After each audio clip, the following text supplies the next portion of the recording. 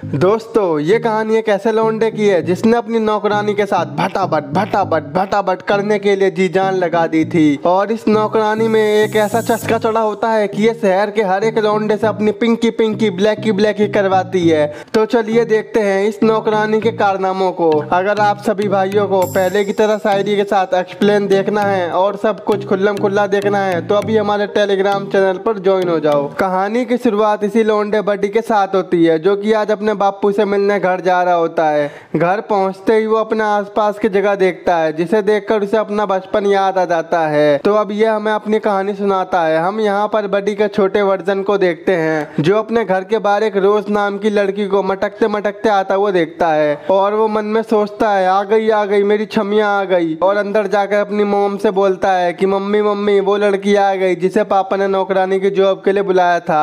तो उसकी मोम कहती है कि वो दिखने में कैसी है। तो बड्डी कहता है बहुत बड़ी। तो उसकी मोम कहती है कितनी बड़ी। तो बड्डी कहता है इतनी बड़ी कि वो अपने पापा को पेल देगी। क्या मतलब मार के पेल देगी। अरे मम्मी टेंशन मत लो, वो एक लड़की की तरह है, वो किसी को नुकसान नहीं पहुंचाएगी।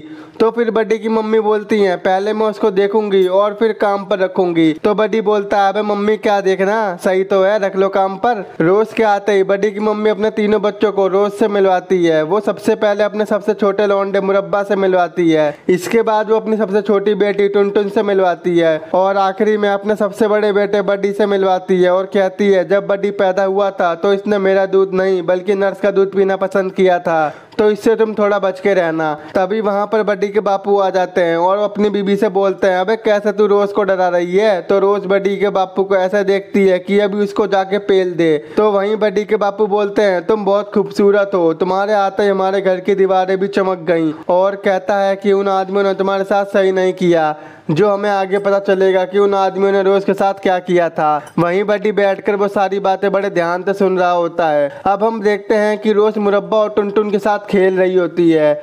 वहीं बड्डी रोज को जी भर के ताड़ रहा होता है। अगले दिन मुरब्बा टुनटुन बड्डी और रोज तीनों मिलकर तरबूज फाड़ रहे होते हैं।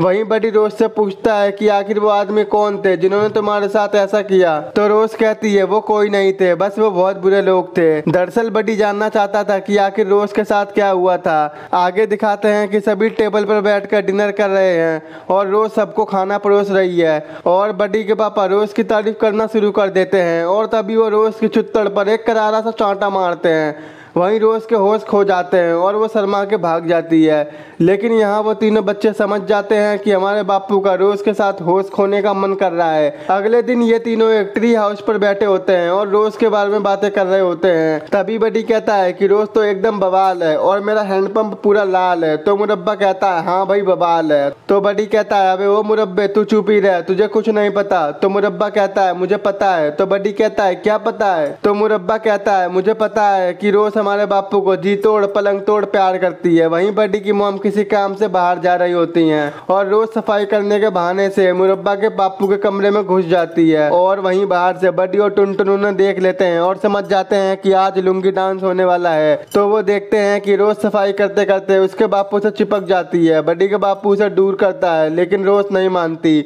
और जब बड्डी के पापा उसे जोर से डांट लगाते हैं तो वो रोने लगती है और कहती है प्लीज बड्डी के पापा एक पुच्ची दे दो। लेकिन वो उसे मना कर देता है। तो वो कहती है प्लीज दे दो ना, दे दो। तो बड्डी का बाप कहता है हाँ चल ठीक है, अब ये बता कौन सी दूं, चुम्मी या गाल चुम्मी। तो रोज कहती है चुम्मी। फिर तो समझ जाओ अब क्या होगा। बाहर टुनटुन अपने बड़े भाई से पूछती है कि अंदर क्या चल रहा है।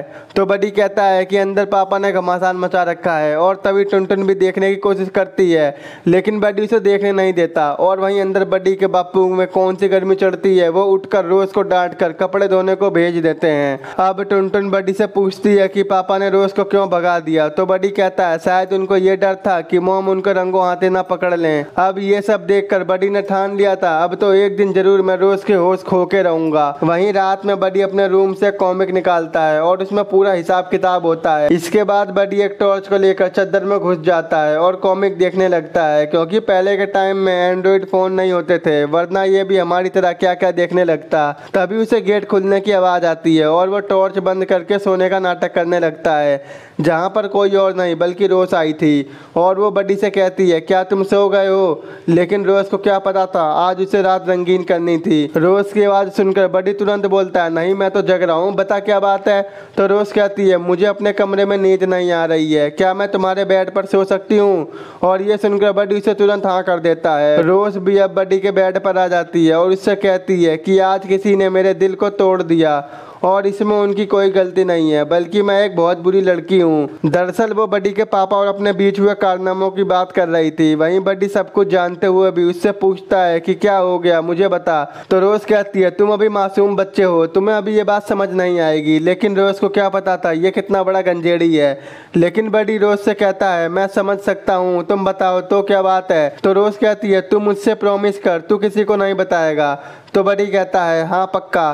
तो रोज कहती है मैं तेरे बापू से बेइंतहा मोहब्बत करने लगी हूँ। तो बडी कहता है ये सब कब और कैसे हुआ। तो रोज कहती है जब से तुम्हारे बापू ने मेरे पीछे वो चांटा मारा है मैं उनकी दीवानी हो गई हूँ, लेकिन वो मुझे प्यार नहीं करते क्योंकि मैं बहुत बुरी लड़की हूँ। तभी बडी अचानक से रोज के सीने पर हाथ रख देता है और कहता है क्या मैं तुम्हारी मिल्की बार को टच कर सकता हूँ।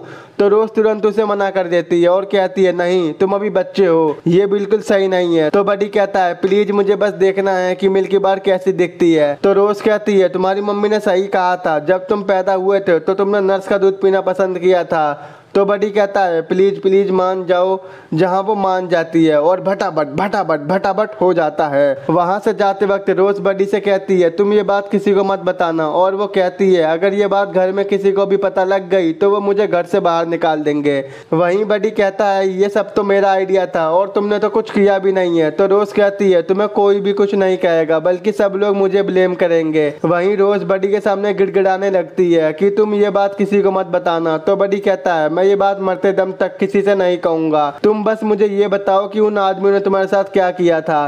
तो रोज कहती है उन लोगों ने मुझे प्रोस्टिट्यूट बना दिया था। तो बडी कहता है एक दिन में तुम्हारे पास कितने लोग आते थे। तो रोज कहती है 10 या 12 लोग आते थे। तो बडी ये सुनकर रोने लगता है, उसे रोज की तकलीफ का एहसास होता है। वहीं रोज फिर से गिड़गिड़ा के बोलती है कि तुम ये बात किसी को मत बताना, मैं फिर से उसी जगह पर नहीं जाना चाहती। तो बडी कहता है चाहे कुछ भी हो जाए मैं ये बात किसी को नहीं बताऊंगा। अगले दिन बडी सुबह लेट उठता है तो उसकी मम्मी बोलती है हाँ बे कैसे लेट उठा है ये बता पहले, हम तो जानते हैं कि आज ये लेट कैसे उठा। और ये एक कांड को छुपाकर अपने दूसरे कांड के बारे में अपनी माँ को बता देता है कि कल रात मैंने एक कॉमिक पढ़ी थी इसीलिए मैं आज देर से उठा। वहीं उसकी मॉम को गुस्सा आ जाता है। तभी हम देखते हैं कि रोज बन ठन कर नीचे आती है क्योंकि वो हर थर्सडे को टनाटन होके अपना जीवन साथी ढूंढने जाती है। वहीं बडी और उसके बापू दोनों रोज को छोड़ने जाते हैं। जब वो रोड पर चलती है तो शहर का हर एक आदमी उसे देखता है। वहीं पर वो एक आदमी के साथ कार में बैठकर चली जाती है। अगले सीन में दिखाते हैं कि बडी के मम्मी पापा एक साथ सो रहे थे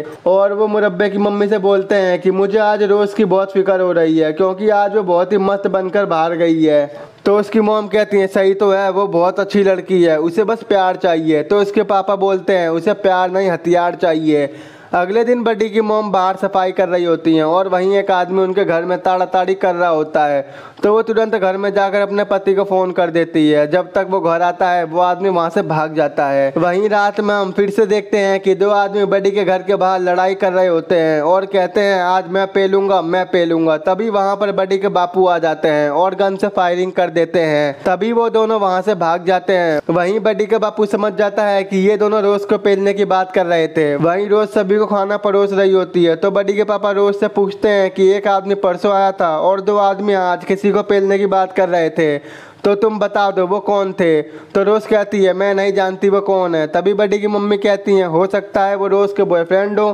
तो बडी के पापा कहते हैं अबे पागल हो गई है क्या। और वो रोज से कहते हैं सुन ले आज के बाद मुझे यहाँ कोई आदमी नहीं दिखना चाहिए। लेकिन ये कहाँ मानने वाली थी, घर नहीं तो बाहर सही। और ये बाहर जाकर ये अपनी भूख मिटाने लगती है।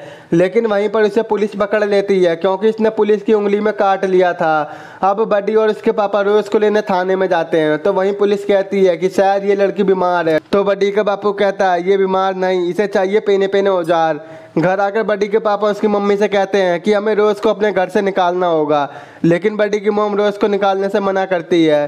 पर बडी के पापा नहीं मानते और कहते हैं कि तुम जाके बोलोगी या फिर मैं जाऊं। वहीं बडी की मॉम देखती है कि रोज बुरी तरह से बीमार है। वो रोज को एक हॉस्पिटल में एडमिट करवाती है और वहीं घर पर रोज के बिना सबके होश खो बैठते हैं। कुछ दिनों बाद रोज ठीक होकर घर वापस आ जाती है। अब डॉक्टर भी रोज को घर पर ही चेक करने आते थे और उसे चेक करके जब वो जाता है तो डॉक्टर के नजरिए से हमें पता लगता है कि रोज ने उसको भी पेल दिया। ये तो हमें आगे पता चलेगा कि कैसे क्या है। अब थोड़ा और समय बीत जाता है जहाँ बडी की फैमिली देखती है कि रोज अब पहले की तरह नहीं रही और ना ही कोई आदमी अब घर पर आता है। अगले दिन बडी के पापा रोज के दरवाजे को जोर जोर से पीट रहे होते हैं तो बडी की मॉम कहती है क्या हो गया। तो वो कहते हैं कि रोज के कमरे में कोई आदमी है और वो भटाभट भटाभट भटाभट कर रहे हैं। जब गेट खुलता है तो बडी के पापा विंडो के बाहर देखते हैं जहां उन्हें एक लड़का दिखाई देता है। ये देखकर वो तुरंत समझ जाते हैं कि रोज अभी तक नहीं सुधरी है और वो फिर से उसे घर से बाहर निकालने को बोलते हैं। तो रोज कहती है वो इस घर से नहीं जाना चाहती, मैं इस फैमिली से प्यार करती हूँ। अगले ही दिन बडी के पापा रोज के लिए एक दूसरी जगह काम ढूंढ कर लाते हैं, लेकिन रोज तुरंत रोना शुरू कर देती है क्योंकि अब वो दूसरी जगह नहीं जा सकती। तो बडी के पापा बोलते हैं क्यों भाई। तो रोज कहती है मैं प्रेग्नेंट हूँ। तो बडी के पापा कहते हैं ये किसका बेबी है। तो रोज कहती है मुझे नहीं पता। यहाँ हम समझ जाते हैं कि रोज ने काफी लोगों के साथ मजे किए हैं। तो वहीं बडी के पापा बोलते हैं कि ये झूठ बोल रही है ताकि ये हमारे घर से ना जाए और वो उसे डॉक्टर के पास ले जाते हैं। तो डॉक्टर बताते हैं कि रोज प्रेग्नेंट नहीं है, बस उसमें प्रेग्नेंट होने के लक्षण दिखाई दे रहे हैं। डॉक्टर बताता है कि रोज कभी मां नहीं बन सकती क्योंकि 15 साल में इसने सब कुछ कर दिया था।